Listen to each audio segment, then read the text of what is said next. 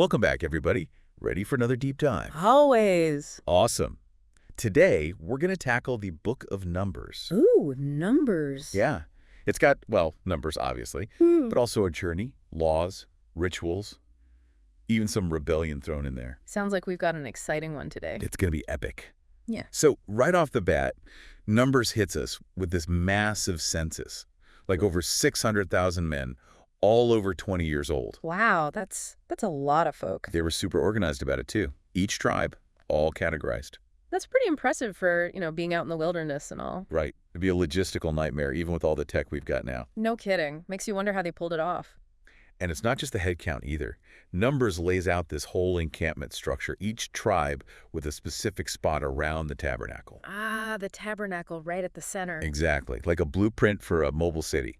Leaders, flags, a clear chain of command. Almost military in its precision. Definitely. And speaking of organization, we got to talk about the Levites, the tribe chosen to care for the tabernacle and all the sacred stuff. Right. They were exempt from the census and military service, but their job was crucial. Absolutely. I mean, we're talking the Ark of the Covenant, the menorah, things believed to have, like, immense spiritual power. And you couldn't just waltz up to these things. Any unauthorized approach, death penalty right there. High stakes indeed. The Levites were descended from Levi through his sons, Gershon, Kohath, and Merari. Each with their specific duties. Some had to handle the most holy objects, with all those strict rules to, well, avoid turning into a pillar of salt or something. It's interesting how their role ties back to the Exodus, too. The Levites were chosen in place of the firstborn sons of Israel. Yeah. After that whole plague of the firstborn in Egypt, it's like a substitutionary sacrifice. Right, their lives dedicated to divine service. So moving on, we've got all these laws and rituals outlined in Numbers. It's like a guidebook for being an Israelite. Covers pretty much everything. Hygiene, social stuff, religious observances, the works. Take leprosy, for example. Yeah. Anyone considered unclean? Boom, out of the camp.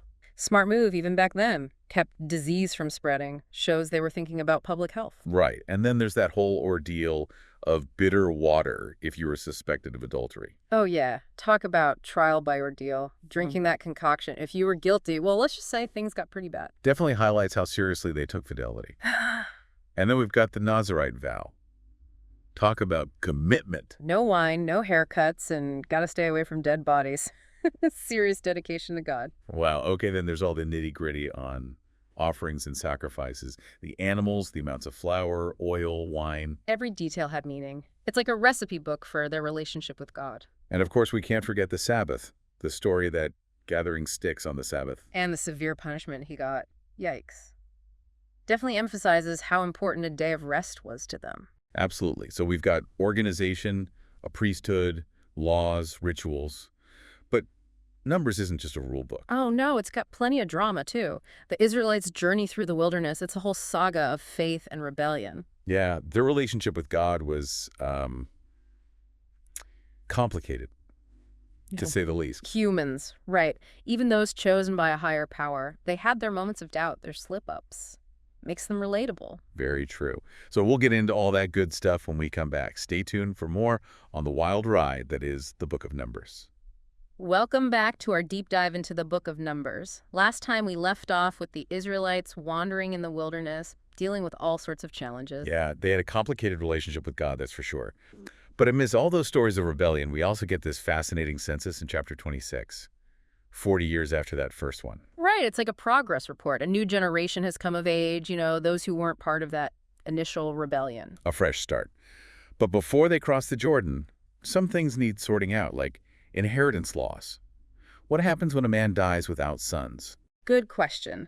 That's where the story of Zelophehad's daughters comes in. They challenged the system, saying they should inherit their father's land, even without brothers. Pretty bold move. Imagine approaching Moses with that kind of request. It shows their courage and their determination to protect their family's future, and guess what? Their plea is heard not just by Moses, but by God himself. Wow.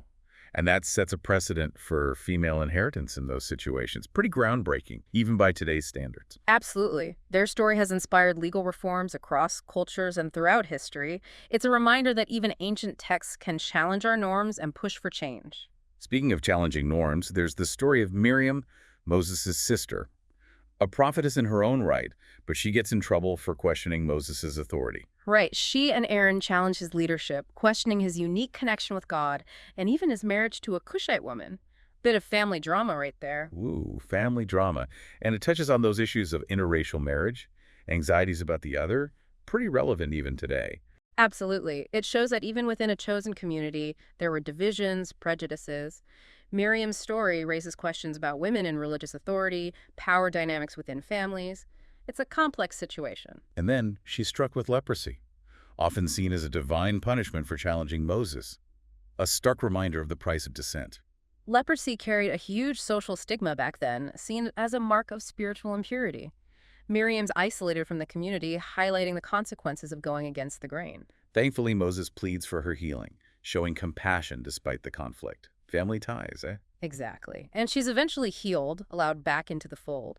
But it leaves a mark, reminding us of those power struggles and the potential for both challenge and reconciliation. So amidst all this, Numbers also dives deep into ritual purity. Chapter 19, we've got this elaborate process for preparing the water for impurity using a red heifer. Right, a bit of a head scratcher for us today, but for the Israelites, purity was essential. Contact with death, certain bodily fluids, these were seen as polluting, requiring specific rituals to restore that balance with God. Okay, but the details are wild. A red heifer without a single blemish, burned with cedarwood, hyssop, scarlet thread. It's intense. Every element had meaning. The heifer represented life, sacrifice to address the impurity of death. The cedarwood, hyssop, scarlet thread all added layers of symbolism. And they'd sprinkle this water on everything, tents, vessels, people who touched a dead body, like a spiritual cleanse. It shows how deeply intertwined religion was with our daily lives. Even death, the ultimate impurity, could be addressed through these meticulously prescribed rituals, offering a sense of control and order. So from census data to family drama to intricate rituals, Numbers keeps us on our toes. It's more than just a list of rules. It's a glimpse into the lives, beliefs, and anxieties of an ancient community. And there's still more to come. Battles, land division, and those ongoing questions of leadership and obedience. Stick around, folks. We're about to enter the Promised Land. We're back, and the Israelites are finally reaching the Promised Land. They made it. But as we've seen with them, it's never simple. Right. It's not like they just stroll in and kick back. This is only the start of a whole new chapter. Absolutely. They're shifting from nomads to a settled nation. Huge change. Totally. And the first thing, got to divide up the land. Chapter 34, we get this super detailed breakdown of how to carve up Canaan among the tribes. Like an ancient property survey. Got to make sure each tribe gets their fair share, right? Exactly. Prevents disputes later on. But they've also got these existing inhabitants to deal with. The Canaanites. Right. And there's that warning, too. If they don't drive them out completely, trouble down the line. It's almost like those Canaanites represent something more. Like maybe temptations, challenges, things we all struggle with, even today. Interesting thought. Maybe the Canaanites are those parts of ourselves we don't want to face. Fears, bad habits. You know, the stuff we hope will just disappear if we ignore it long enough. So yeah, they're entering this land of abundance, but there's still inner work to be done. Plus, they got to figure out what to do about the Levites. Right. No land inheritance for them, remember. They're dedicated to the tabernacle, the spiritual side of things. So, chapter 35, they set aside 48 cities for the Levites, spread throughout the other tribes' territories. Smart move. Keeps their presence and influence strong across the whole nation. Makes sense. And get this, 6 of those cities are designated as cities of refuge. Ah, yes. Protection for anyone who accidentally killed someone. It's like a way to avoid those revenge killings, a chance for a fair trial. Shows a surprisingly progressive legal concept for the time.